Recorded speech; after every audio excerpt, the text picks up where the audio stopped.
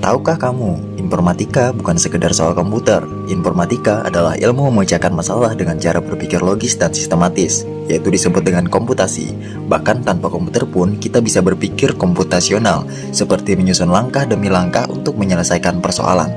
Karena pentingnya informatika kini diajarkan sejak sekolah. Tapi dari mana semua ini bermula? Sekitar tahun 2400 sebelum Masehi, manusia menciptakan alat hitung sederhana bernama abacus. Lalu di abad ke-19, Charles Babbage merancang mesin analytical engine cikal bakal komputer modern. Idenya disempurnakan oleh seorang perempuan bernama Ada Lovelace yang menulis algoritma pertama dan dikenal sebagai programmer pertama di dunia. Masuk ke generasi pertama komputer pada tahun 1940 sampai 1956, hadir ENIAC ciptaan Johnny Mauchly dan Christopher Eckert menggunakan tabung vakum dan sebesar ruangan.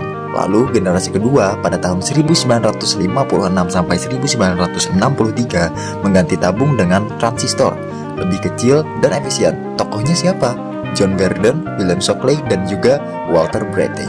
Di generasi ketiga pada tahun 1964 sampai 1971 muncul sirkuit terpadu atau IC, hasil karya Robert Noyce dan Jack Kilby, menjadikan komputer makin cepat dan terjangkau. Generasi keempat pada tahun 1971 sampai sekarang menghadirkan mikroprosesor.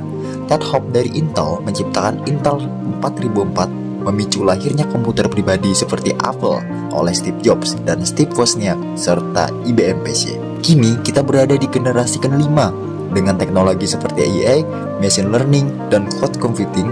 Jangan lupa dasar semua ini tak lepas dari ide Alan Turing lewat mesin Turing dan dari Al-Khwarizmi, seorang ilmuwan muslim pada abad ke-9 yang memperkenalkan konsep algoritma.